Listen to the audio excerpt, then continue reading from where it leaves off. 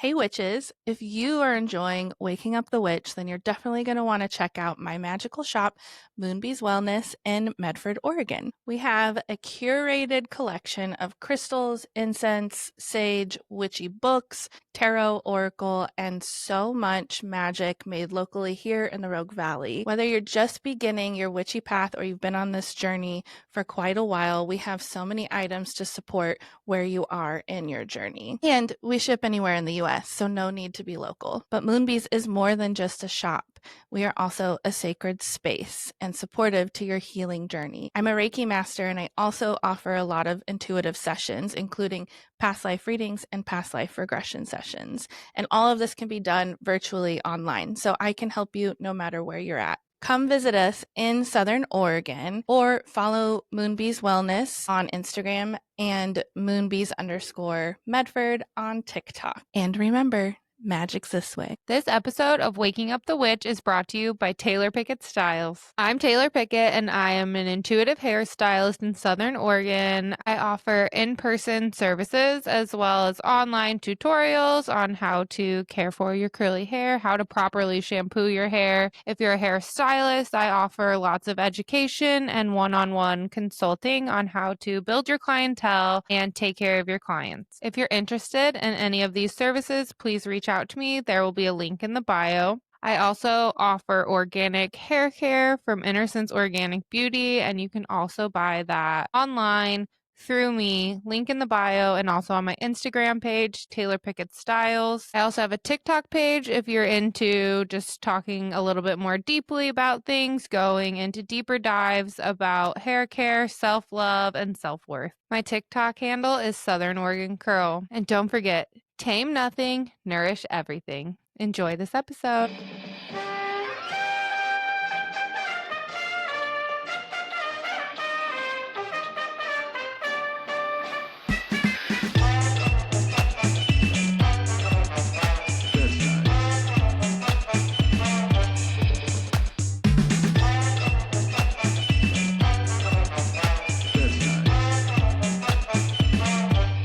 I'm Taylor. And I'm Amber. And this is Waking Up the Witch. We're your neighborhood witches. Each week, we talk about all things witchy and connect with other humans in a storytelling format about navigating life on this floating rock. We're two curious ladies trying to understand the human experience. But while we do that, we think it's important to honor the people that lived here before us and honor the cultures and traditions that we're being inspired by.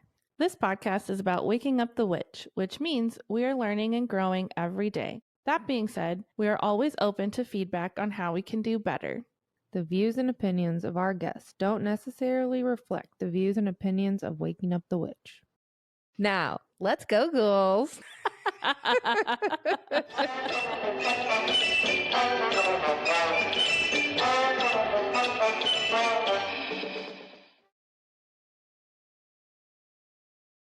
Greetings. So many different things in my head of what to say. We never know how we're going to open this anymore. Hello. Hey. How's it going? Good. I'm excited to go for a little walk and get a little food. Just another day making another more day. friends So exciting. all across the world. Can we go to It's- Canada? I would love to go to Canada. Okay. We're getting all these Canadian friends now. If you could give us some money. I'm just kidding. Throwback. So funny. If you don't know, listen to last week's episode. Yeah. New inside joke. I know you want people to like go back so they understand us, but sometimes I'm so cringed out by the beginning of our journey here. You know, every time we give it like a little peek back, though, like when you and I, It's not that bad. it's not as bad as we feel like it's gonna be. Like even last week we listened to our little trailer, like, oh, we should probably do an updated trailer because we've evolved so much. Fine. And it's like, yeah, it's not such a bad start, and it's still like, even though we didn't really know what it was gonna be, it's still kind of. It's crazy that It's I on was like a point. childless person. Oh yeah, we were like silly unhinged with a bottle of wine in my little weird half room and one Sharing a microphone. microphone. Yeah, Such that's a fun. different time. And Yeah. then, like, who are we gonna be in a year from now? We're gonna totally have, like, a legit studio probably That's somewhere, the goal. something. Yeah. We're dreaming it up right now. Somebody that takes care of the editing and social stuff. Yeah, we would love we're manifesting an amazing human to be like an assistant, but on trade Mhm. until we can make lots of money from Patreon and Mhm. things. And I feel like if we had It's not that, that hard of a job. It's just we don't really we have also time. And have Kurt is our own over it. businesses and our other shared business. We've put a lot on our plates and trying to juggle it all. It's kind of a lot. Yeah. But it's fucking fun and beautiful and exciting. And yeah, so we're just manifesting a beautiful human who's very aligned, who would like to help us with some of these admin things. Because right now I get to respond to emails like once a week. Um, and it's kind of an important part of this job, communicating. Now we're getting exactly what we wanted. We've talked it into the microphones. We've manifested it. Speaking of manifesting, this is probably coming out right around the time that we are going to be doing our monthly Patreon Zoom hang, our co-creation manifestation call that we do over on Patreon. One of the many magical things that we offer over there. So once a month, I think it's every second Tuesday, we hop on a call together for a little bit. I need to write my letter today. Oh yeah, we should. Did you? No. Okay, we'll do We that give after. ourselves homework that we We'll make Misha do it too. haven't completed yet. But we just kind of get together because we realized through this process, you've heard us talk about it before, talking into this mic about our dreams and the things that we want to call in for ourselves, but also for humanity as a whole. And shit starts to happen. Our voices are really powerful. And when we believe a lot of that is because people are listening. And so then you're holding that intention with us. So we thought, let's come together and we'll share our dreams and manifestations together and hold that vision and help create change in a beautiful, positive way for ourselves and the collective. So we do that once a month. One of the many things on Patreon. You can go to patreon.com/wakingupthewitch. Patreon.com/wakingupthewitch. There's you can join as a free member too. Yeah. And we have a group chat for that. So we're chatting up over there. And then there's lots of monthly paid options with lots of incredible things. We really give so much over there. And there's also just like single purchase things. Like you could buy us a cup of coffee, or we can do like a special spell for you, or we can pull a card for you. There's lots of just like one-time support options as well. So we appreciate you just listening. That's a huge help. You can Chatting. also, for free, leave us a 5-star review, share with a friend, and tell people that you love Waking Up the Witch and that they should listen too. All of these are great ways to support us so that we can continue to keep showing up for this beautiful job we created for ourselves and bringing you these incredible, beautiful humans and their stories and journeys and wisdom into your ear holes. Into your butthole. Or however you listen to podcasts. Yep. Wherever you listen to podcasts. Okay, we should just let you guys enjoy this other conversation because it's way better than what else is going to keep going. We back need and forth food here. and maybe a martini. So enjoy our conversation with our guest. Enjoy. Bye. All right.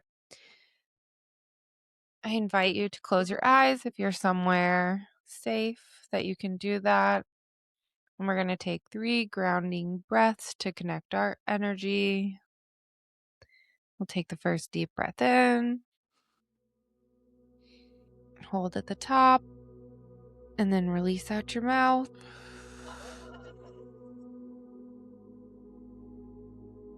We'll take another bigger deep breath in, filling up your belly, And then release. On this last breath, excuse me. On this last breath, I want you to imagine breathing in all of the gratitude and abundance and love. And we'll take a deep breath in. And release anything that's holding you back from those feelings. I would like to invite our higher selves, angels, guides, and ancestors to help facilitate our conversation today. I ask that whatever is meant to come through for the collective come through at any point. Thank you. Thank you. Thank you. Hello. Hi. Please introduce yourself. Hi. Okay. Yeah. Thank you for having me here. I'm so excited. Thank you for being here. Yes. My name is Eileen, and I am up in Canada, in Calgary, near the mountains. And I'm so excited to be here. How much introduction should I do? Yeah. What do you want to know in my It's like introduction? any titles or anything that you do, and then if you know your big three in astrology, you can throw that in there too. Oh yes, I sure do. Yeah, so I'm a midwife turned witch. Which is Okay. basically, I just like changed the word I was using. But Yes. I'm a spiritual coach and energy healer, and I call myself a slow living witch. And I came into this career, these titles from a career in midwifery that I was in for several years before departing from that space. I am my big three. I'm an Aquarius sun, moon, and a Leo Ooh. rising. So some nice contradiction there. When I learned about Amazing. rising signs, I was like, oh, everything makes sense. I was like, I'm not a weirdo recluse. Like, put me on a stage. But also, I am a weirdo recluse. Like, the contrast is Amazing. potent. Wow. Yeah. The nodes are going to switch at the end of the summer into Aquarius and Leo. So the next 2 years of your life are going to, who are you going to be at the end of that? That's going to be fun. No, I know. And 2027 is coming up and I'm a projector. So it feels like pretty. Oh my God. So is Taylor. Taylor's a projector, but she doesn't remember a lot of I don't her know what that messaging. really means. What does 2027 mean for projectors that you So know of? apparently, I actually don't know tons and tons about that piece of human design, but apparently, like, projectors are the newest type. We've only existed for what, like 10 years or something, and we're here to to help usher the world into the new age that's coming, and 2027 is supposed to be a big deal in terms of that. I Yeah. know so many projectors. I wonder what that means for me. I mean, like, do you know who you're hanging out with? You're hanging out with a bunch of witches, so that makes sense. Yeah, that's true. I'm a generator, and so I'm just like, I got all the energy for us. We're doing all this good, the good things in the world. How can I help you, nourish you, so that you can, usher us in? I guess. Yeah, I know so many projectors. It's so wild. crazy.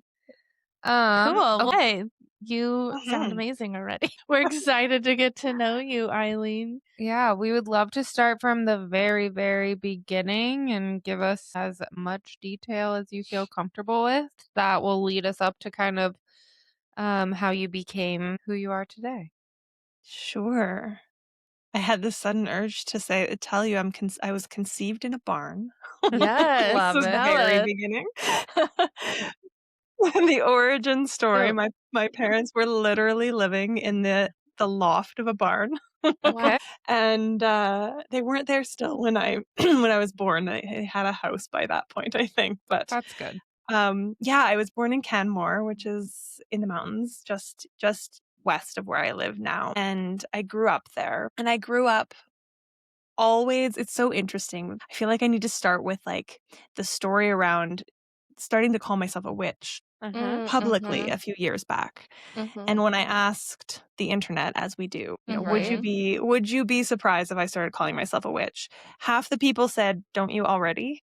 And the other I half relate said, to that. "No, not at all. Like, of course you are a witch." And when I think back on, my childhood and what fascinated me, and obviously my previous career as a midwife, the original witches, I've always been connected in to the something more, to the more than human Mhm. world. I was passionate growing up about the environment and nature. I remember in grade 3 doing a project on the Amazon rainforest and just being Mm. devastated by what I was learning, Yeah. and that kind of carried me through my childhood.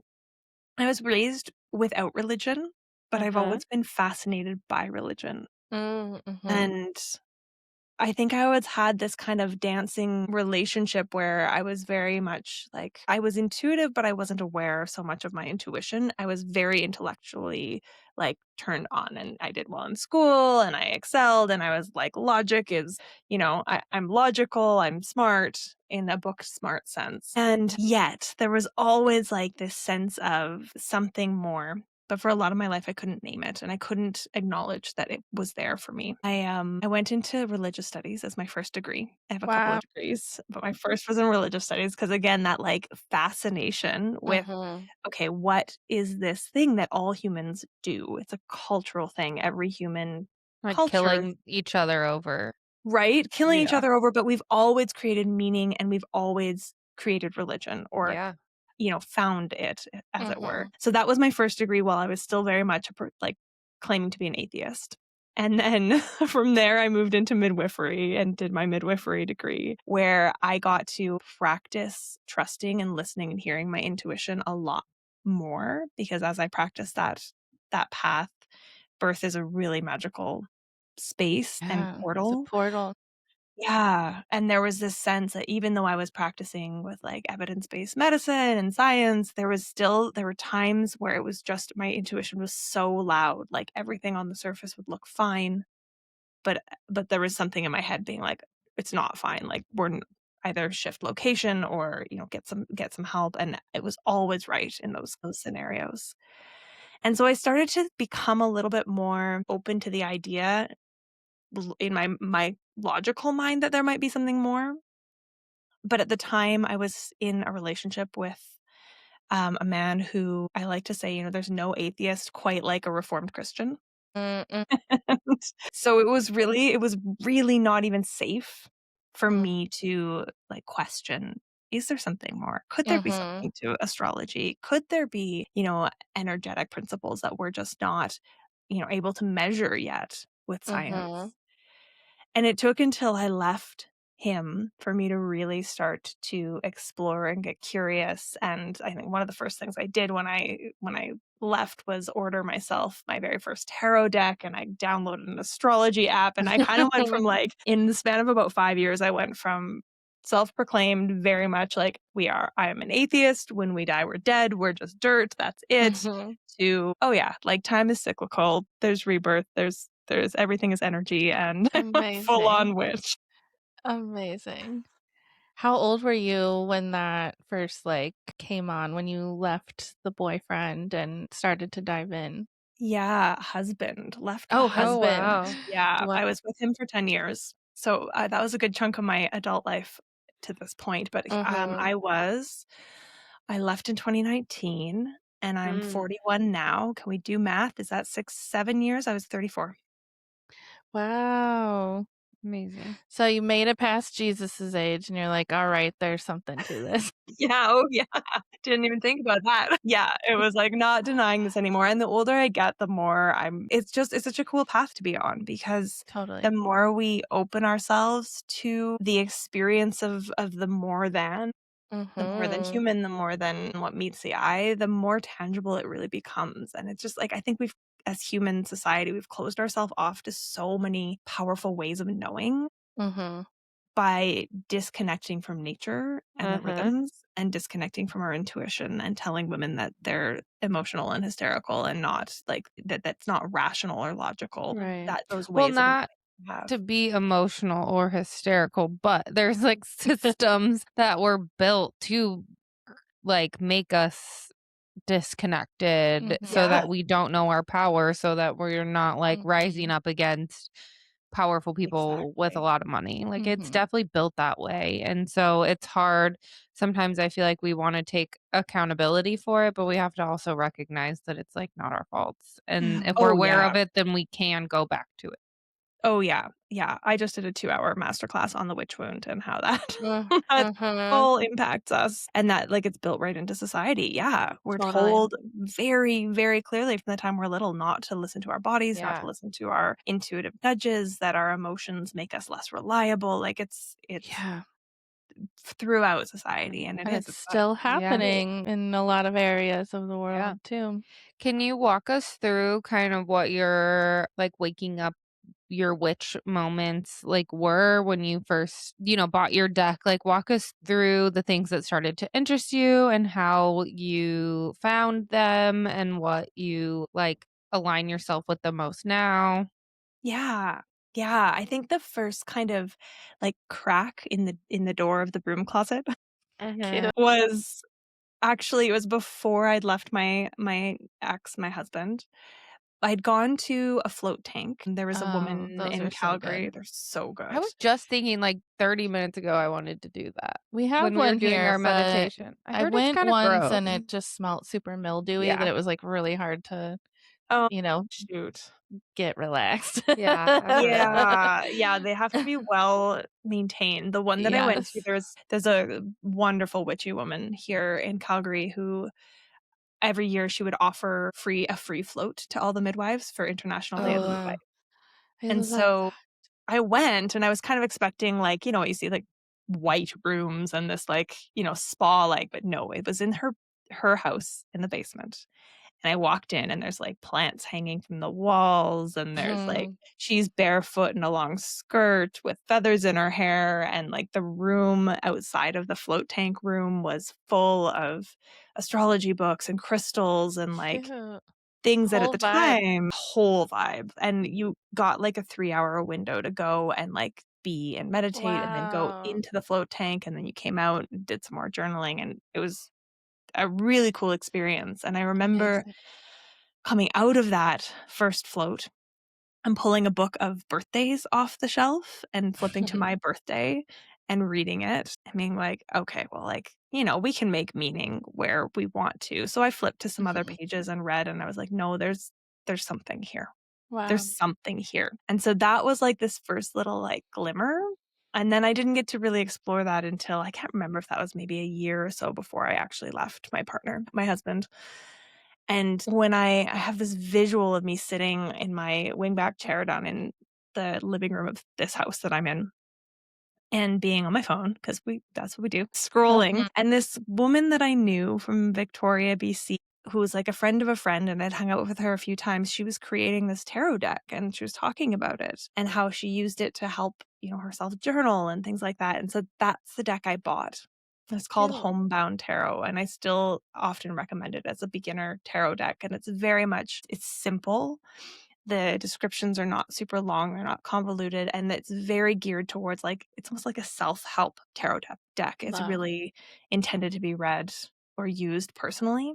And so I started pulling cards, and then I mentioned the app. It was the Pattern app, I think? Oh, I've heard of that app. Yeah. That's pretty wild. Mhm. Yeah, and it was in beta, and it didn't at that point, it didn't even, like, reference the planets or the signs or anything, Mhm. but it just told you things about yourself. You had to put in your birth date and location. Mhm. And the things it was saying, I was like, again, I had friends, I added them to it, and their readings weren't relevant to me at all, and mine were, like, ridiculously spot on, and so Mhm. that it just kept opening this door for me. And then the pandemic hit, and I was living alone and working, and I remember all my friends being like, "We get 2 weeks off," and I was like, "Cool, I get to wear a mask and not hug my clients Yeah. anymore," but the, like, babies didn't get the memo. They're still gonna be Yeah. born. And, a few months into the pandemic, I started really thinking I'd always known that midwifery probably wouldn't be a forever career for me because it's so demanding, but I had Mhm. no real idea what else I might do, and kind of simultaneously, I enrolled in a life coaching course through the Center for Applied Neuroscience because I had a friend doing it and she seemed to be getting lots of, like, personal benefit, like personal growth, Amazing. meditation, all of that stuff. And at the same time, I started to see a midwife who had retired to do coaching and energy work. And she was holding a year-long energy healing mentorship training. And at the time, I was like, I actually don't believe in this. I don't believe in energy healing, but I love this woman and I want to learn from her. And so I enrolled in that program. Wow. That's wild. That's a big trust fall. She was kind of a lifeline for me because it was so hard. I mean, being a midwife here was so hard anyways. Our burnout rates are really high.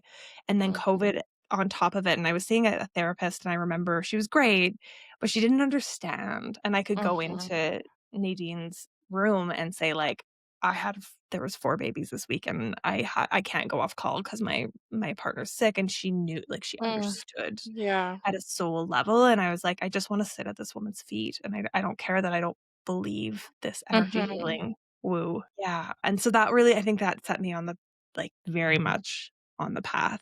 The first weekend, again, it was COVID. So we were doing this training virtually. And the first weekend, I remember her guiding me through giving a healing to this woman. I was like, I'm making shit up in my head. After we wrapped the healing, she invited the person I'd been working on to share what she'd felt and seen. And like my jaw hit the floor. And I was like, no, like you can't possibly have felt and seen that because that's what I felt and saw. And that's when I was like, I think there might be something here. Amazing. That's so crazy. I love that. You can't make this shit up. No, you really can't. You really can't. Every time I offer energetic healing to somebody that I don't know, it gets confirmed for me like over and Every over. time. When I know somebody, I'm like, I can make things up about someone I know. Yeah. But if I've a few times I've offered up just like little remote healings on Instagram and had total strangers be like, I'll take one. I'm like, okay, I'm going to send you a voice note. And sending it along and being like, I don't know anything about this person aside from what's on their grid, which we all know is definitely totally the full picture. Right. I love that your like aha was like you started out just kind of playing make believe and going along with it because you just wanted to be in community space with this other ex midwife, but then that was like so confirmed for you. I always teach people like when they're connecting to their intuitive gifts and I'm like, this is going to sound so silly, but literally all we're doing is playing make believe. And if you can just like allow yourself to fall into the make believe space, like that's where intuition lives. And so just trust the silliness that comes through, allow your mind to wander and create a story. And that's where the magic is. And you will be Yeah. mind blown at how accurate some things can be because you're just playing make believe. And I love that you were just like, yeah, I'm just going to make some shit up here. And then it was right. It is, it's You're that kind already of like doing it. yeah, that like suspend disbelief, Yeah, and it's exactly. amazing what can come through. Totally. I mean, but every day there's new science that does back and confirm Yeah. every single thing, which Mhm. I am also I'm a believer, but I'm skeptical always, and I Mhm. do love some confirmation. And so Totally. which is why I'm not like blindly following, some religion is Right. because I need there to be I like got questions. something to it. Yeah, and Yeah. so I like having that, you know, Yeah, I science. definitely am very grateful that I found this path at kind of the same time that neuroscience started to like explode with, "Oh, Mhm. wait, the woo women over the years they've known something, like they've been Mhm. tapped into something and now we actually have data." My logic brain really likes the data for sure. Same. Yeah. I love Yeah. anything that like brings spirituality to the human Yep. existence plane because like we literally our souls chose to be human and so like our job is to be human. But having that spiritual connection I think is also just as important as long as we're not using it to like fully escape this human experience, which I think is where things get a little tricky sometimes with Yeah. religions or other belief systems. It's a crutch rather than a beneficial tool. Yeah. So what did you left midwifery and then did what? Well, I jumped straight into the work that I do now. was in that, sorry, as I mentioned, I was in that life coaching course. Mhm. And I was taking the wild medicine healers training. And partway through both of those programs, one was 9 months plus a practicum, and then the other was a full year. And partway through both, I started to recognize like I think I could probably do this as a job.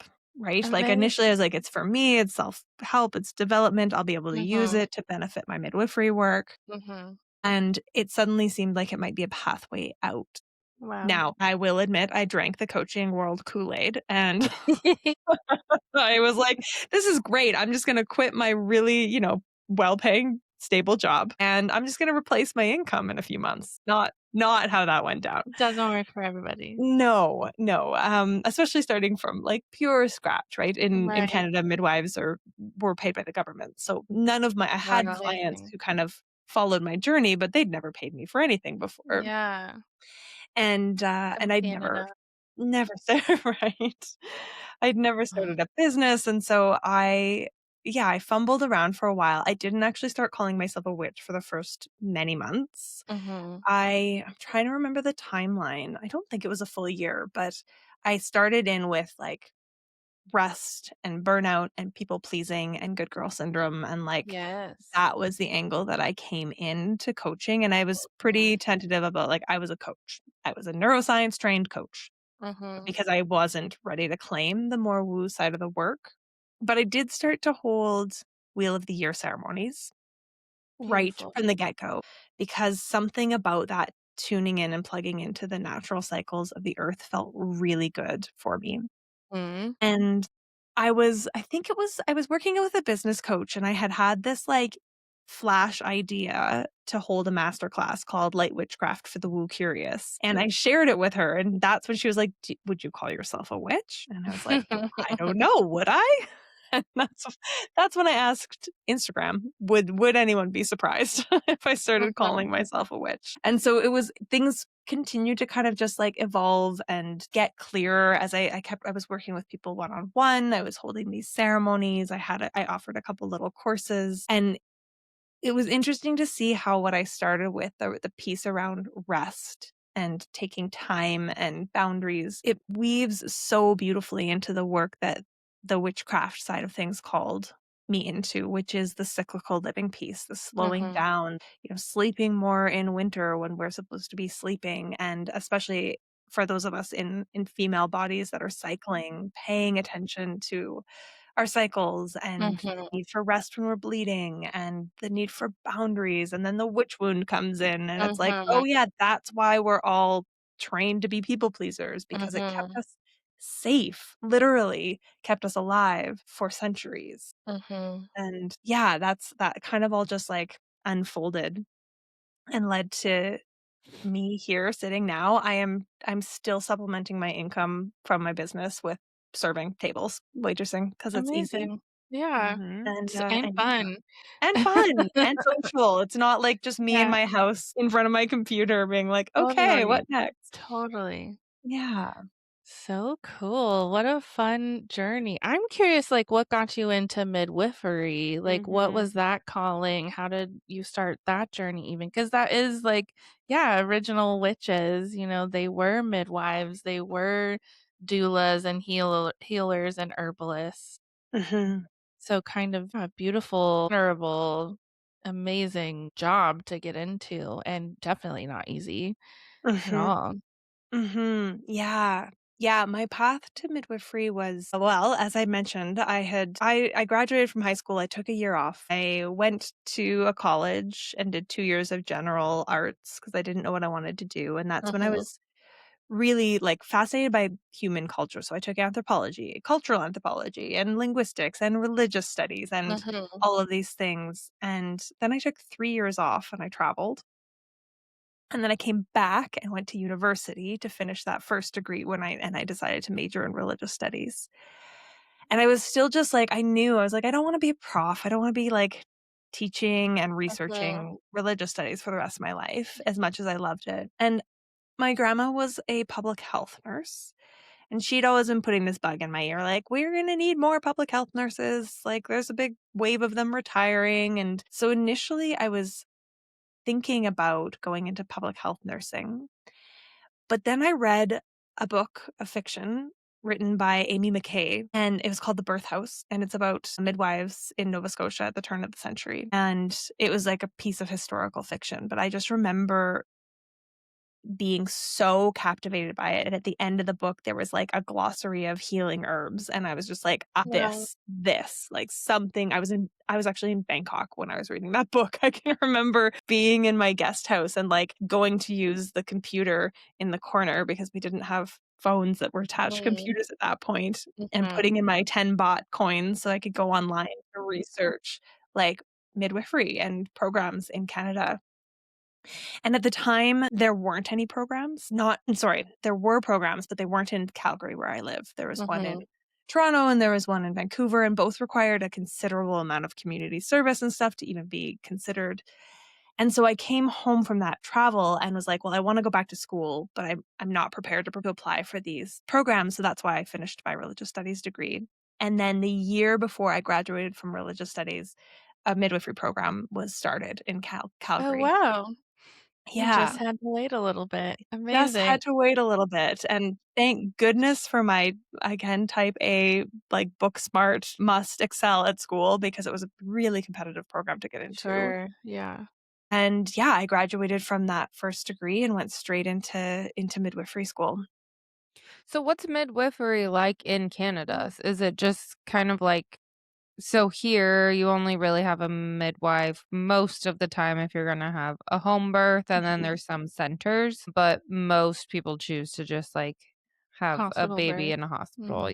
Yeah. Yeah, it's very much more integrated here. So it is covered by healthcare, and as long as you are low risk, you can choose to have a physician, an OB, or a midwife for your care. So would And you have a midwife at the hospital?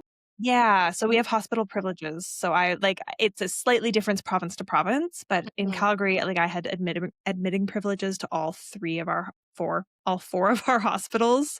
Here, definitely, if you want a home birth, then you need to find a midwife if you want Mhm. care. But we can do hospital as well, which is really lovely because it means that, I mentioned a few times where I had my spidey senses were going like, Yeah. this isn't safe. That was often when we were at home and maybe there was nothing on the surface that was indicating that we needed to make a move, but something in my brain, my body was going like, actually, we should probably move to the hospital now so that we have access Mhm. to more intervention and more care should we need it. But it's otherwise similar to midwifery care in the States. I think that, we care for the women from the time they're pregnant all the way through to 6 weeks postpartum. So Mhm. primary care provider, we do all the same tests, ultrasounds, we can order blood work, we can prescribe medication. And yeah, the delivery it's the choice of the woman, birth center, home, or hospital, depending on, Cool. again, risk. And Mhm. then we follow up care in the community to 6 weeks postpartum. I I Yeah. love love my that. midwife. Saw her at the airport the other day. Oh, nice. Cute. Yeah. Yeah.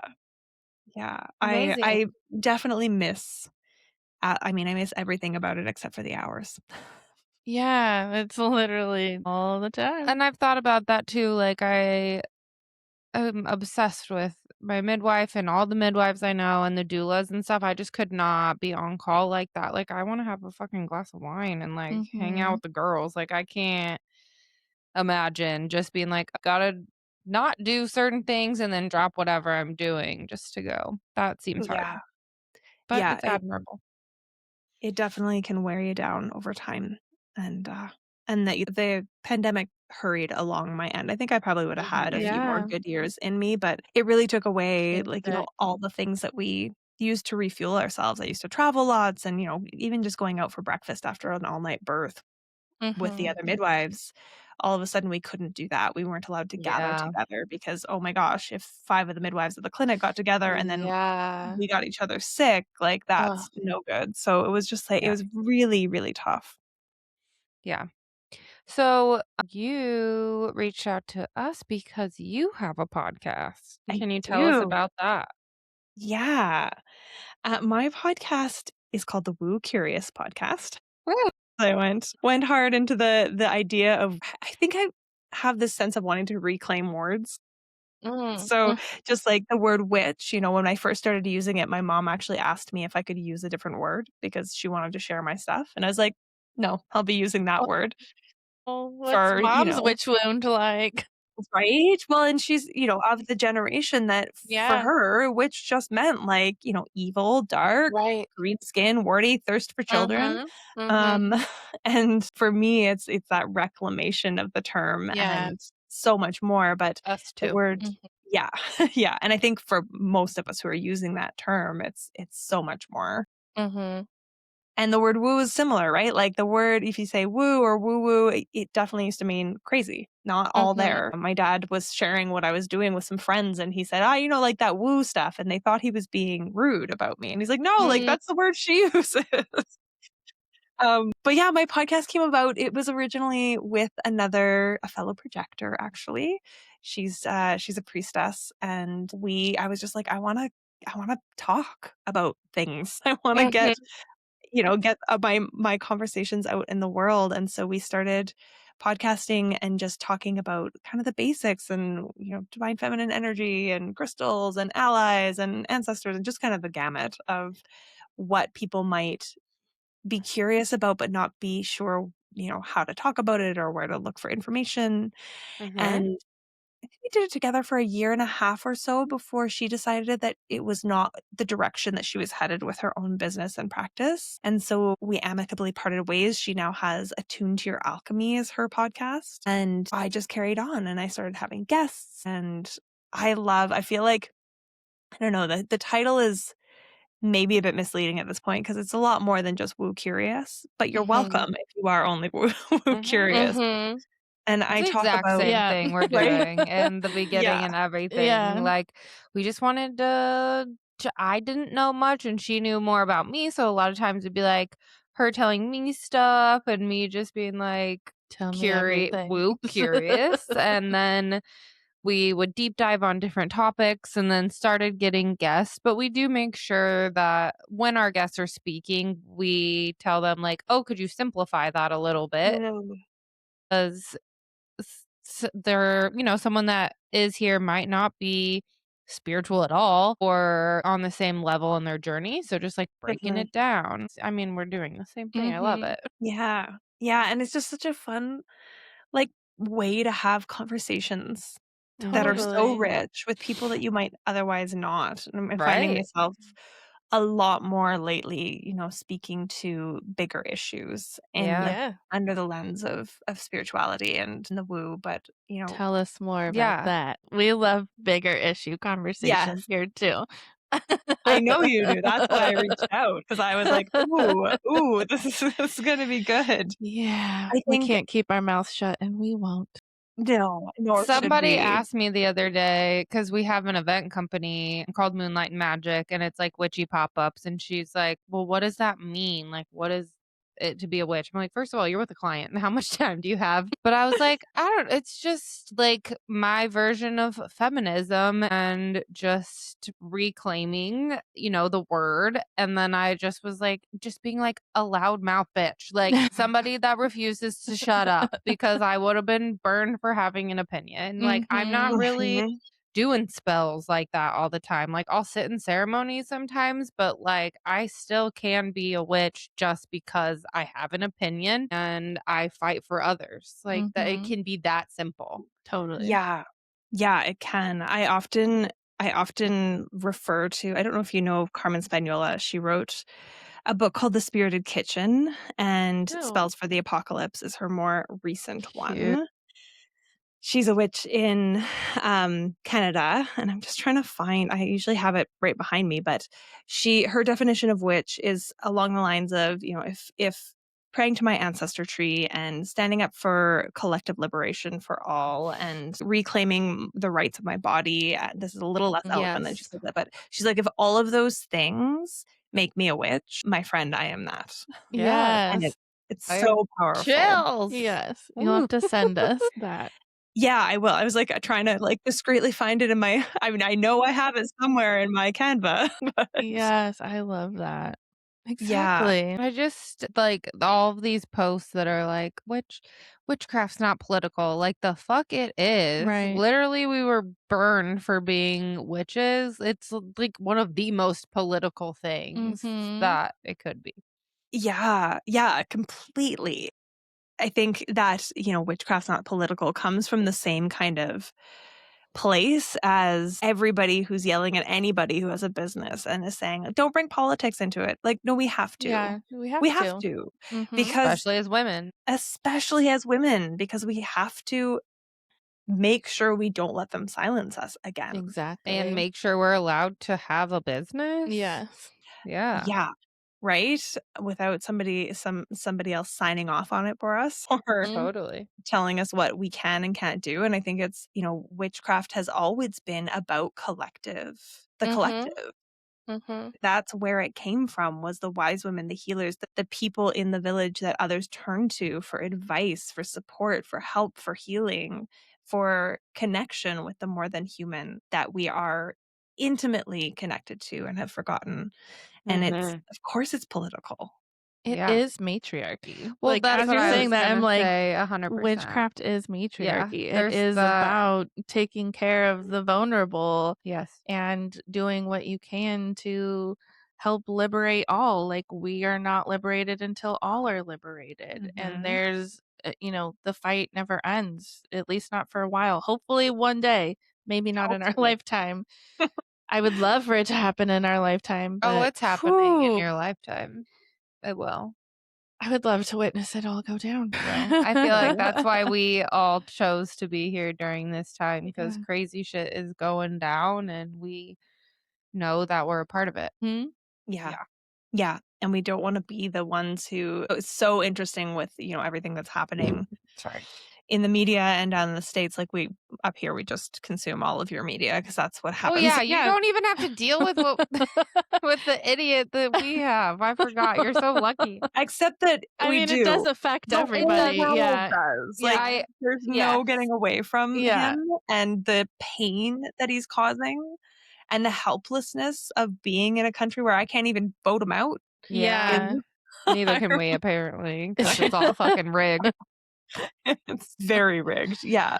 But there is that sense of like, we are witnessing the death throes of Mhm. this system that can't continue because it's grown to the point where like the foundations are crumbling. Yes. They're not broad enough to sustain. There's no way that they could be broad enough to sustain what capitalism and consumerism and the patriarchy and white supremacy and all of this Yeah. demands, which is that onward, upward growth, linear progress. And we're on a As Mhm. finite planet. yeah, as you're saying that, I'm just imagining, like we said, like the foundation. I'm just like imagining a building that's like full of so much shit that it's creating cracks. But now Mhm. we're able to like see through the cracks to see like Mhm. all of the Yeah. shit that's been hidden for centuries and like centuries.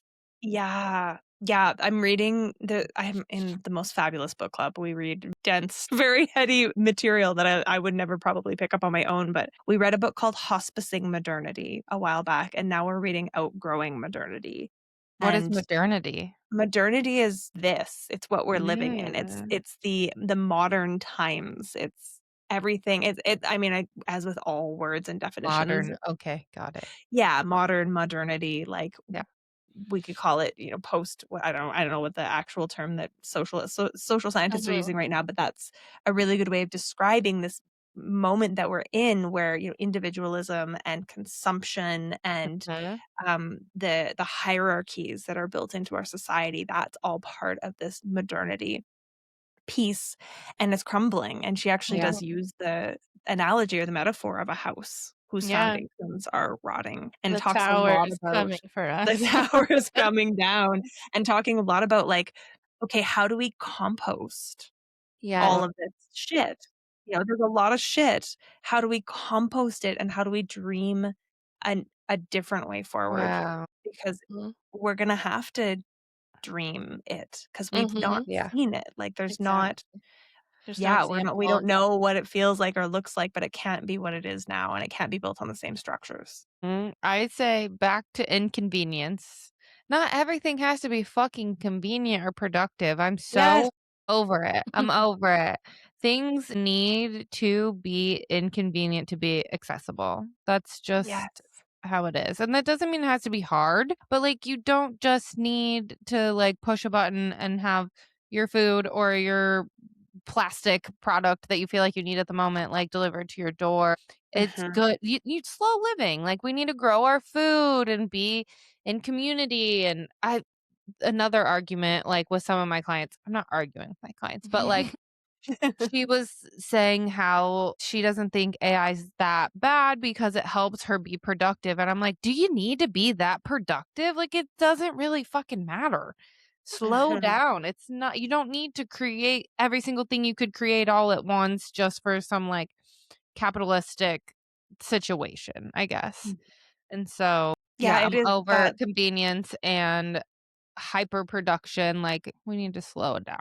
slow down. It is, it's so, and it's hard because it's so much a part of our like wiring at this point. We've Mhm. been raised to believe that things will make us happy. Mhm. And like the social status piece of it is that's tapping into the hard wiring of our nervous systems of like, we need to belong to survive. And Mhm. so when we've been told that to belong, we must have, you know, the new, I was actually just thinking about this at the Mhm. gym today.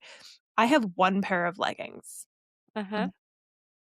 I go to the gym 3 times a week. I wash my leggings. They're great. They're lasting. They're a little pilled. They're still good. The other people at the gym, I feel like I never see them in the same workout Yeah, outfit twice. outfit. And I'm like, A, where are you getting all of this money to buy these clothes? And Mhm. B, do you need that many items? Mhm. There's Right. this sense of like disposability in our culture that Mhm. it's Yeah. bothered me. And again, that's kind of, I feel like that's a thread I've pulled from a very young age. Like my parents still have the same oven mitts that my best friend bought Wow. my mom in grade Cute. 10 Wow. because the ones we had were so full of holes. I was out visiting them recently and with my friends, and my friend burnt her hand because these ones are so full of Yeah. holes. Like It's time grade for a 10 new was pair. 2001. These things are old. They're Love it. 27 or 25-year-old oven mitts. Wow. It's time to get new ones, but like the Right. cheese grater she That's has is beautiful. from my childhood. The blender she has is from my grandmother, and like And that's Mhm. how people used to like do things, but and it's all a part of the system. Things are not as well made as they were no. Mhm. before because Mhm. they want us to buy more shit. Yeah. But people used to just like buy one microwave and that's the only And that was microwave it. they used. We Yeah. didn't And need then you have another. like your 6 staple pieces in your closet and you rotate them out in different ways. And that's just, yeah. Yes. Yeah. I do Yeah. have to remind myself that stuff sometimes because I do love a new shiny something, and then We all do. yeah, and then it's Yeah, like, that's "What?" again, it's the dopamine rush, Mhm. and it makes us feel good because again, people Mhm. respond to it in ways that, you know, especially obviously we don't need external validation, but we all enjoy it Right. if we're humans in this society. And so I think that's the balance to find, right? How can Mhm. we I don't think we need to be saints, but I do think we need to be a little more conscious of like, do I need that thing? Well, no matter Or what it is, you can find it secondhand. That's about Yeah. where we're that at too. now. Yeah. Yeah. There's It's so like, much. sure, go shopping and tell yourself you're saving it from the landfill. Just to Yeah. go buy it. Everything that could exist exists somewhere already. You need to borrow Mhm. it from a neighbor or go to your local consignment shop. Yeah. Facebook Marketplace. Oh, 100%. I've gotten so many great gems off Facebook Marketplace. So much. You I can find literally got anything. a KitchenAid brand new, not even out of the box for $125 That's so crazy. Whoa! on And it's Marketplace. beautiful too. It's Amazing. so good. I'm like, I don't know how I lucked out on that. That's like crazy, but That's fantastic. I'm not Yeah. going to question Yeah. it. Yeah, I actually it's interesting. I did a whole podcast episode about witchcraft and consumerism because Mhm. when I first started practicing, I found myself in this position of feeling like I had to go out and buy all the Get all the things. Like, things. Yep. I don't have that herb or I don't have these crystals and I was like, "No, fuck that shit," Yeah. because sorry, I assume I can swear on this Oh, podcast. yes. Yes. Lots of Fuck fucks. yeah. Yeah, because, like, my ancestors didn't have a witchy Yes. shop to go buy Exactly. they went out on the land and they Yes. found the Uh-huh. plants and the Yes. crystals and Yes. the items that they had. And so Yes. I really leaned into that, especially because when I first started practicing, I was broke. Right. Like, I'm And going to start a you're business. selling us nature back. Like, let's be Yes. so Selling fucking us for nature real. Just go back. outside. And with so many of the shops too, it's not sourced ethically, right? The Yes. crystals are coming from countries where the Mhm. working conditions are shit, or Exactly. you're buying white sage that's Yes. endangered from a Yes. non-indigenous source, and like, yeah, all of Yeah. it. I literally own a witchy shop, and that is like such a big part of what I do. Like when I started with like crystals and sage, but I was like, I'm going to be an ethical space for things Yeah. like this because Yay. I don't fucking know where to get it. And so that's how it started. And literally people come in, obviously lots of baby witches, and like, here's my spell. Do you have this? Do you have this? I'm like, I don't have everything, but I want you to remember your ancestors or old witches didn't have a witchy store they could go into and get their black candles. They had whatever they had. Like, your intention is actually the magic. All of this stuff, like, I like things. That's why I have a shop so that I can go shopping and provide things for others. But literally, everything in here, it's just to like come and like be a part of community and Yeah, have connection. totally. And like that's why I have the shop. And you're supporting lots of like creators Yeah. and people that are making their own magic. There's like Yeah. everything Yeah. here is It's so because different. the person's thing that you're selling you believe in. Yeah.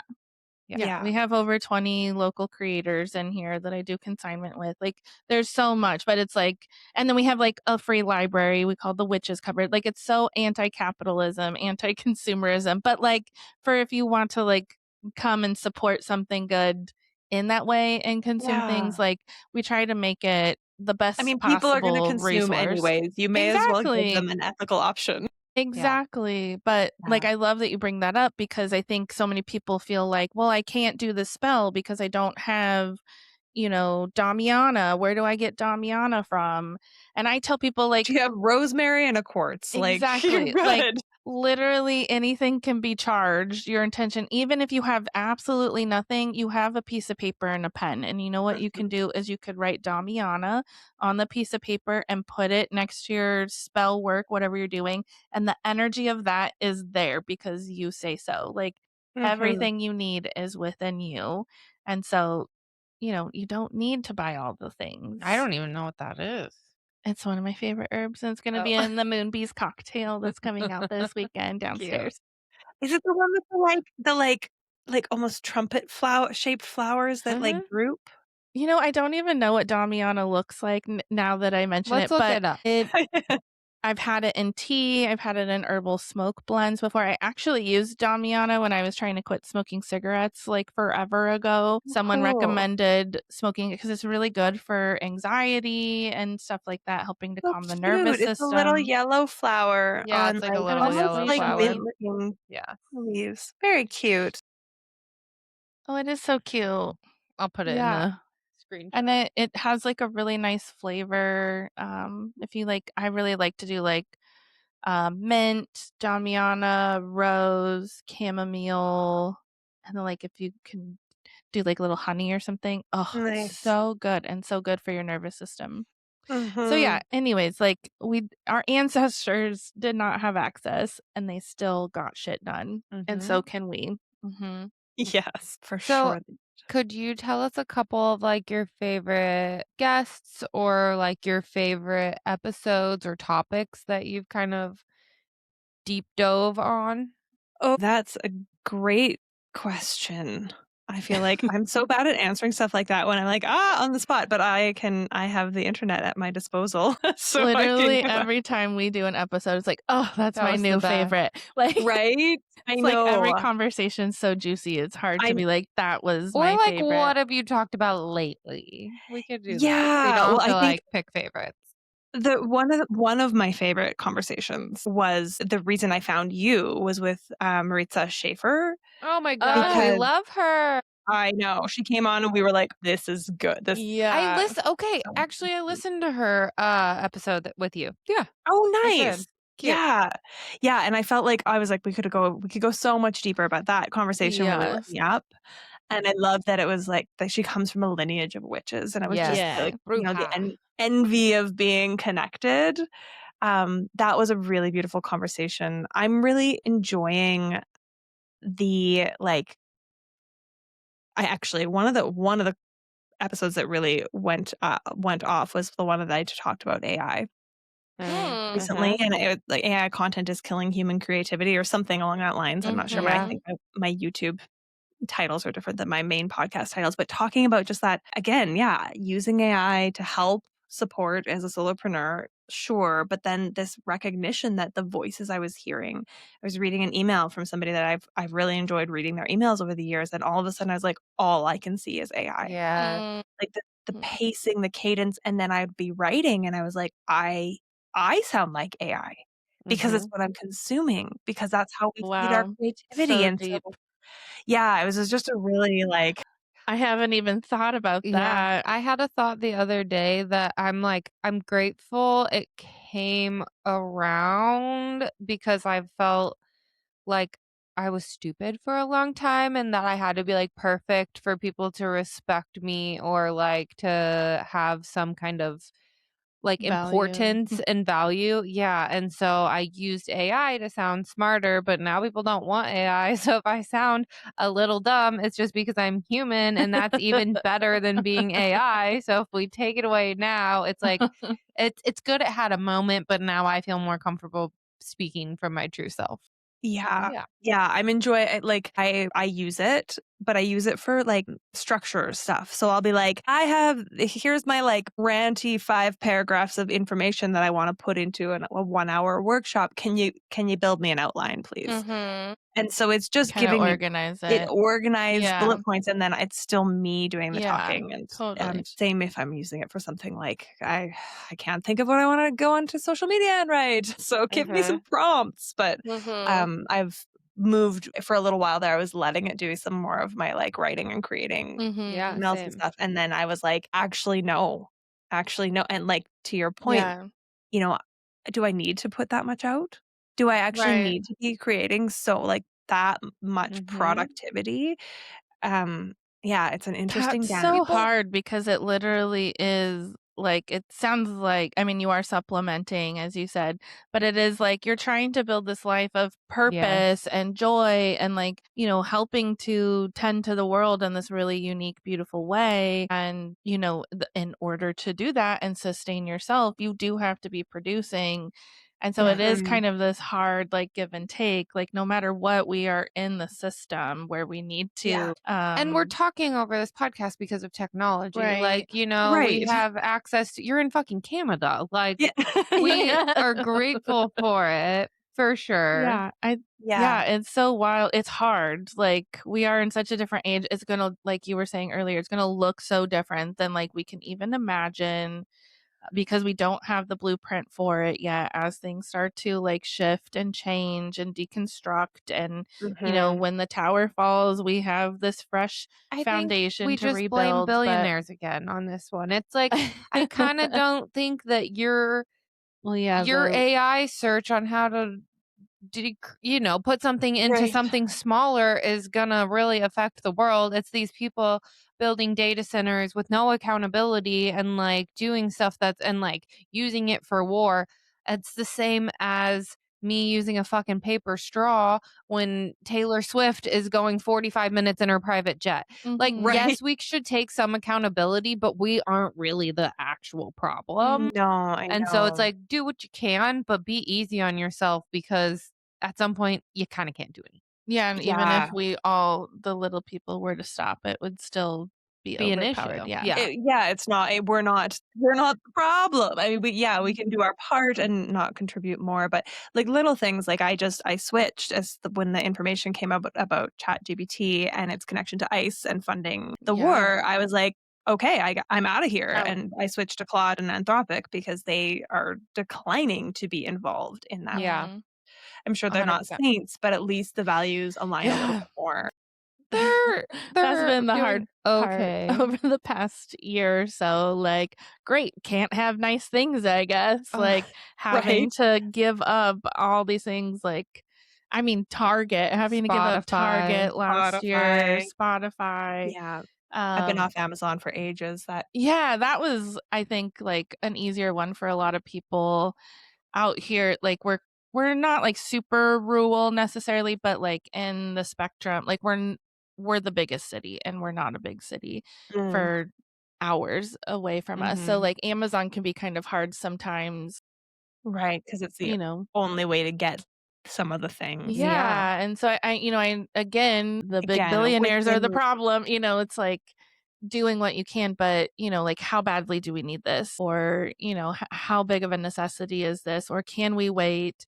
can we wait? The chokehold of fucking Amazon, though, is like there's things that I like to buy that I can't buy here, and if I try to buy it somewhere else online, it's gonna cost me 20 more dollars to Mhm. fucking get it than if I were to buy it from Amazon, and I fucking hate that piece that it's like, you have us in such a chokehold too that Yeah, it's the way Walmart put out lots of small businesses across Mhm. the whole Yeah, entire country when it Mhm. first started. yeah, It's the it is a same set. thing. And then those of us, if and when we can afford to pay the extra and go I I the slow do. know. route. Yeah, I I do Yeah. when I do, and can. I can't with all things. Like, I just had to order some faucet cartridges off Amazon because I Right. couldn't get I drove around my whole city. I went to 3 Like, plumbing I stores, did and I it was like, all. "I actually can't get them here, and I Yeah, Yeah. need to fix my and I need tub." it. Yeah, I do need to have a shower. Yes. Yeah. I smell. Yes. So, Yeah. yeah, Um, I think we're all doing great. I Yes. think yeah. that, there's only so much we could do, and doing a little bit is better than doing nothing. Mhm. And I'm heavy on the like secondhand clothing. Yeah. That's my Mhm. big goal for I the think that's entire such an easy year. fix. It's so easy. There's so Yeah. many fucking clothes Yeah. There everywhere. is so many, You And can get so if them for many. free. I even if like, you live in a more rural space where maybe you have one thrift store or none, like, there are those secondhand apps too and other Yeah, totally. websites, like, so Poshmark, you etcetera. can still do the online shopping. It's harder because you can't see it, but in my experience doing that too, I've had really good experiences Mhm. and have gotten some really good quality things for dollars. Or, like, do a clothing swap with your Clothing friends. swaps, ooh, yes. there's one on Sunday at I saw Drift. that. Okay. There's even, like, a no-buy market that's been Yep. happening here, which is pretty cool, so people will, like, And there's arrange to usually donate those things. online, Yeah. and, like, just type in, like, "no buy" on Facebook, and usually there's one in your area. Yeah, yeah, there's So Yeah, definitely there's a lot of options. things like that that we can do that I think that's such an easy switch. and get to know your fucking neighbors. Go borrow something. Like, I feel very strongly about, like, it's probably on your street. Do you need the Right? KitchenAid? Go ask your weird witchy neighbor. She has Yeah, one. yeah. Yes. Get to know her. It might be Literally, a go delight. borrow a cup of Literally. sugar because Exactly. the stores used to not be open. Like, even growing up Exactly. where I grew up, I remember, Christmas Eve, we'd forgotten to get Mhm. something for breakfast the next day. Well, we were out of luck. Nothing was open. Mhm. Like, Mhm. okay, we're gonna make do without. Like, we're so accustomed to convenience Mhm. that the smallest inconvenience now feels big, and it's, I think, partly too because we are so overwhelmed and stressed Right. and, like, bombarded that we have less capacity, but I think Yeah. practicing those small ways of living slow, refilling things if we can. I get my deodorant is locally made and it gets refilled at the Cool. refillery. It's annoying. I have to Amazing. remember Yeah. to go get it. I run out sometimes and I can't just pop to the store, but I'm supporting a small woman-owned business that's local and I get to That's just so So keep cool. cool. the same jar and it feels good to do even though it is slightly Mhm. less convenient. Does it work? It actually works pretty well. Yeah, I'm a Love pretty it. smelly person, so Us too. We I do are have to always reapply, shopping but around. yeah, it's like it's an applic I put it on with my hands. It's, like, Great. Mhm. creamy. Yeah, I it's do good. think, like, yeah, going so extreme in all of these directions is pushing us back to where we need to go. Yeah. And I do think it's beautiful. I think any, like, extreme is gonna balance us out in I some mean, way, how fun hopefully. were the 90s though? Like the analog days? Everybody's calling it analog Ugh, 2026. like, I'm here for it. I Right? still Yeah. have a VCR and I still have a DVD player. It's in my guest room, which I was cleaning up yesterday, and I was like, "You know what? I'm just gonna turn this room into my room when we don't have guests, at least for now, and I'm gonna come in here, I'm gonna watch DVDs by Yep. myself." We Yeah. started collecting DVDs for Goldie. Yes. We're like, "You know You what?" can get them so cheap at the thrift stores Yeah. too. Right? They're Mhm. dirt cheap. I left my whole DVD and VHS collection with my ex, and I'm bummed because I had, like, a Mhm. great Disney collection Yes, I on did too. VHS.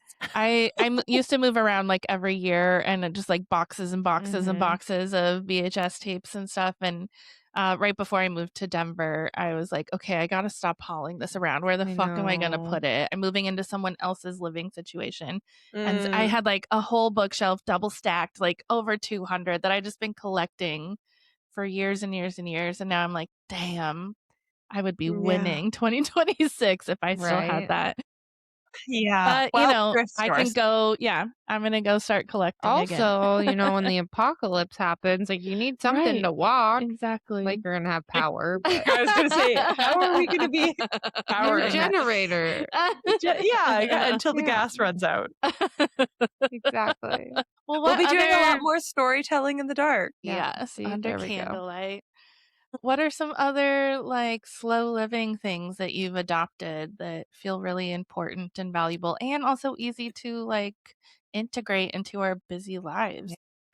Yeah, I mean, I'll be the first to admit that I'm not as good as at it as I'd like to be, and Sure, that's part yeah. of why I I teach it and I talk about it because Mhm, I need it so much. Mhm. mhm. But definitely, I think the most impactful things have been tuning into my own cycle and really recognizing that I need to stop and like not do much of anything if possible on that first day of my Yeah. bleed. I can push through and work and do whatever I need, but I'm really becoming more aware of how Mhm, ineffectual I am at anything. Like my brain is foggy, I'm exhausted, I don't feel well. mhm. And it's such a treat to be able to give myself permission to just Right. not on that day. And again, recognizing my privilege in that I unless I'm working at the restaurant that day, I Mhm. can just be like, I'm not gonna work, or I might have Yeah. a call, but not do too much. And then on that same note, like the cyclical living piece, tuning into the rhythms of nature. And like in the winter, I let myself sleep in a little bit more. Mhm. I go to bed a bit earlier. I really love living by candlelight as much as I can in the winter months. I'm actually Mhm. kind of sad that I love the light coming back, but I'm also like, "Oh, but the dark in the morning with the candle and the" that Well, kind you're of also a winter Cute. baby, so I think you're that's more true. naturally tuned to that also. Maybe, although I hated winter as a kid. But Mhm. since starting to tune in again and pay Right. attention, and as I get older perhaps, but Mhm. there is that sense of like, "Oh, it's cozy and it's safe and it's We love to calm be and it." cozy. Yeah, there's something lovely about it. I love the warm weather too, but Mhm. those little pieces and then just like I think it's about permission. Permission to rest Yeah. without an agenda, without having worked hard to earn it. Just to Mhm. give myself that little luxuries of like, I'm gonna sit down and I'm gonna not do anything, or I'll read for 10 or 15 minutes, or anything that takes you out of the rush and the hurry. Mhm. One of the things I talk about a lot is ritualizing your life and the things that you have to be doing anyways. And so my morning routine, shortly after starting to walk on this path, became a morning ritual where it's like I'm pausing before I grind the coffee beans to appreciate what they smell like and think about Mhm. the line of beings that it required to bring these Yeah. beans to my That's so kitchen. real. That is so real. I Yeah. don't think people realize how much work goes into Right? Everything. coffee, Everything, like the everything. pen that I'm writing my morning pages with, and Right. just so sinking into those moments and presencing myself to them, like taking Mhm. my toothbrushing is a time to like notice how it feels on my gums. It's not Yeah. a time to be running through my to-do list, and just those little micro shifts in the way I'm Mhm. doing the things I'm already doing Mhm. slows life down, even without Yeah. taking anything away or off the plate. I Yeah. love it. That's easy to remember and so Mhm. easy to rush through those little self-care moments too. Yeah. And honestly, like, in the times where I have been a little bit more mindful about slowing down, even, like, speaking a little slower or just being, like, more present and more in tune, I realize so much more time also becomes available, Yeah. which Yeah. seems, You're, like, like, creating time out of counterintuitive. thin air. Yeah, and yeah, just so much space opens up. when we do Mhm. that, and we don't think about it because we're like, "Oh, I gotta get to work. I gotta go do this thing. I gotta make sure I eat breakfast or feed the dogs or, rush, Yeah. rush, rush." And, yeah, slowing down is such a gift. There's that quote from I can't remember who, but it's a famous, like, meditation expert who says, "If you feel like you don't have 5 minutes to meditate, meditate for 10." Yeah, we have Mhm. heard that. Yeah, and it's so true because it does. It just like you can do all the same tasks in a rush and Mhm, feel crappy and overwhelmed and tense and have stress hormones coursing through your body mhm, and probably be clumsier and more forgetful because of it. And so then it takes longer. Or you mhm, can do all those things with ease and presence and try to find an enjoyment in them. And like the actual things you do in the day don't have to change for your whole experience of them to change. And I think that's magic. Yeah. mhm. Hell It yeah. is I love magic. that. Okay. We're Yeah, like we're, getting like, right there. close. So, is there anything that you kind of want to add that you think people should know before we start moving on to our card pull and everything like that? Yeah, I always like to I'd love to share if anybody's listening and they're curious about my work beyond the podcast. Um, I hold twice a year, I hold a course called Unleash Your Inner Witch, which is Yeah. Mm, my fave.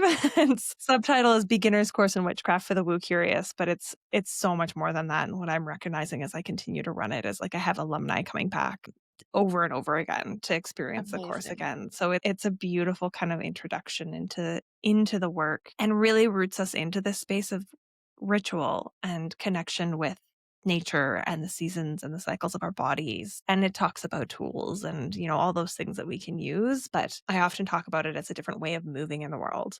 And I think the foundation for it and all of my work and what I'd love to make sure I don't forget to share before we move to the next part is Mhm.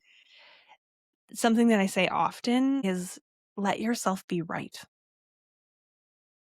And you just let yourself be right. So we're so often making ourselves wrong or outsourcing our expertise to somebody else or feeling like second guessing ourselves. And I think that's Mm, such a powerful thing to be able to do, especially as women, is yeah. like if you have a knowing or you have a desire to do something or do it a certain way, can you just let yourself be right? Mm-hmm. Wow. And then tell your husband, I'm always right. I mean, I really love that. What a beautiful invitation, and I think, like, so powerful, like, it stopped me when you said that, like, "Oh, yeah, that's right, we do, like, talk ourselves out of, so much because, Or society just like, taught I it." don't know. Yeah, Yeah, it's like, I'm not yeah, sure. yeah. You know. yeah, Oh, yeah, you yeah, do know. trust it. Yeah. Okay, so we're gonna get to our questions that we love to ask all of our guests, and our first one is, what do you love to do for self-care that you just can't live without? Oh, do I have it beside me? No. Romantasy. Oh, nice. What are you reading right now? Right now, I'm reading the second book in the Throne of Glass series by Sarah J. Okay. Maas. Yeah, she did yeah, I did ACOTAR first, A Court of Thorns and Roses, and then I've read the Crescent Moon or Crescent City. No, that's the one I'm on. Anyways, they're all like a good People love novel. them. Right, Mhm. people love them. They're so easy to read. I'm recognizing the further along, like, my personal development and growth journey that I'm like, if I'm picking up a book, I mean, yes, I read lots of Mhm. growth type things and We need heady something for fun too. we just need to, like it's just such a beautiful like, I don't even wanna call it a guilty pleasure. It's Yeah. pleasurable to sit down and get lost in a fantasy world. It doesn't even have to be romantasy, just Yeah. fantasy, which is what I grew up reading. I was obsessed with Uh fantasy. I didn't think there was any other genre that should exist until I was, like, in my, like, early teens and I picked up the Cider House Rules and started reading it and was like, "Oh, no, there's other literature Ew. out there." But, yeah, Mhm. that's my self-care is a good novel to get lost in. I'm on like chapter 10 of the stupid Court of Thorn and Roses just because I'm nosy. And I'm like, why does everyone care so much? Is it the first book? 'Cause it's, like it's mediocre. I really had to get myself through that one. Okay. The next one gets better, and the last book in the series is the best because it's from the point of view of Nesta, Feyre's sister, and she's a much cooler character. Okay. I would go to the Crescent City ones if I were you, because I thought they were much more compelling. Is that a different It's a different series by the same series? author. Okay. Yeah, everybody's like obsessed with it. And I'm like, Mhm.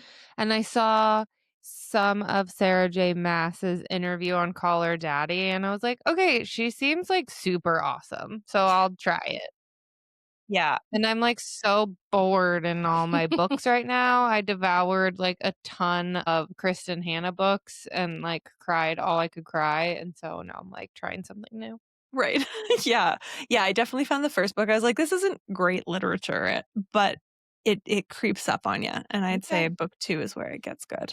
Awesome. Great. Oh, I have to ask a question. If you could tell your younger self at any point one thing, what would it be? That's always such an interesting question because if I told my younger self anything and she believed me, I wouldn't have the life I have. That's what our last guest Yeah. said. But if I had to tell her something, I would tell her to trust herself and look inward for Mhm. her validation. I love that. I think that's also what our last guest said too, like verbatim. Perfect. I should meet It's this guest. it's such great advice though, and especially connecting to intuition and curiosity and stuff. It really it doesn't get better than that. Yeah. Yeah. Love it. This deck is so tight. It's so fun. It's really Cool. cute. Did you just get it? Yes. So I've been ordering it for the shop and I'm just like, I think I'd like that deck, just for fun, just for play. I And need then one. finally this last round, I was like, okay, I think I'm gonna open one up for the shop and see. And now I'm like, I fucking No, love this is this mine. deck. It's so cute. It is Every Little Thing You Do Is Magic Tarot by Callie Little and Morcy Seal. But the artwork is artwork's so good. adorable, It's so and pretty. The book is so fun. guidebook is very vibey and has It has a little smell, crystal. a song. Yeah, there's a crystal, there's a scent, and a song. Okay. For each card. fun. Yeah. It's so cool. Such a vibe. What card did you pull for us? Sorry. The 8 of Cups, it has 8 crying eyes over a stack of letters that are there's like mountains in the background, excuse me, and the letters are like tied up over the ocean. It kind of to me feels like I don't know, back in the day somebody like sent a bunch of letters that never got delivered, and so you have like made up this story in your head about how someone else feels about you when they loved you the whole time. Like that's what that looks like to me. Yeah, it's like finding your grandparents' love letter stack or something too, all tied up. The book says, Wow. you've put in the work, and yet this card is a call to move on. It's going to be a lot to walk away from the emotionally sticky situation, but you've given everything you've got. It's painful and scary to give up, but bravery isn't a lack of fear. It's being afraid and doing the damn thing anyways. That's, yeah. What's the song and the crystal and the scent? Okay, channel the vibe. The crystal is kunzite. Tender, loving care, cuddles and love. The song is Dancing on My Own by Robin. Love. Cute. And then the scent is crumpled tissue and salt. Numerology is 43. I love it. I want one. It's such a fun deck. I really liked your description that you gave intuitively. That was really cute too. Cute. Yeah. I love it. What are we moving on from? What are we stepping patriarchy. into? Yes. The time has come. And it's interesting because it's like, oh, our grandparents like love letters is what we're thinking, but maybe it's like their thoughts and like their like state of mind, like we're moving on from that into like the new generation thinking differently. Yeah. Okay. Cute. I like it. Amazing. Yeah. Anything coming through for you on this 8 of Cups? Yeah, just the sense of like, I've been grappling a lot lately in my life with like, in business specifically, like wanting desperately to not do it the way everybody's telling me I have to or should, right? Like there's a model out there for how business is supposed to quote unquote run. And I don't want to run that way. And it's really hard to extract myself from that system because I don't necessarily have a clear understanding of another way to do it. And it feels really scary. Yeah. Feels really like tenuous to be like, okay, I'm gonna not. And knowing what parts of the wisdom to take with me and what parts to leave is tricky. So yeah, that I'm feeling like everyone's craving like showing up messy, like and authentically and just like however the fuck you are. Like it doesn't need to be a vibe. It doesn't need to be an aesthetic. It's just you are the vibe, you know? Yeah. And honestly, the more that you align with that, that's where the magic happens. And I'm thinking too, like you're an Aquarius sun and moon. So like you are supposed to do it differently and feel into it differently. And Do it for the collective. remind me, you had like a coaching background too, right? Yeah. Yeah. So like learning that world is like here's the structure and the framework and now go.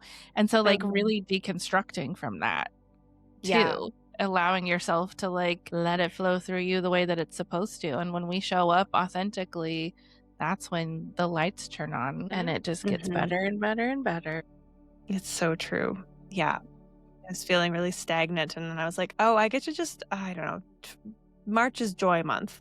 And I'm just showing up every day. It's my word of the year. And I was feeling really like, oh, I'm not living it. And so I was like, I'm screw all of the like algorithmic bullshit. I'm just going to show up every day and talk about joy. And of course, guess what happens? The algorithm's like, oh, we like this. Yeah. Yeah, it's so interesting how we get in our heads and tend to tell these stories and paint ourselves into boxes. And totally. Yeah. All we need to do is remember how to be a human. Yeah. And people are craving that, especially with all the robots. Yeah. And especially post-COVID, like people are really craving in-person community and connection and real Life. Yeah. Please tell us where everyone can find you and connect with you. So on Instagram, it's at I am Eileen March. My podcast is there too, but I'm really like, I post little shorts, but I'm not active on that account. So find me at I am Eileen March. And my website is myluminouslifeca. I'm also on Substack, and that's the Wise Wild Woman Hearth. Hearth like a fire, not heart.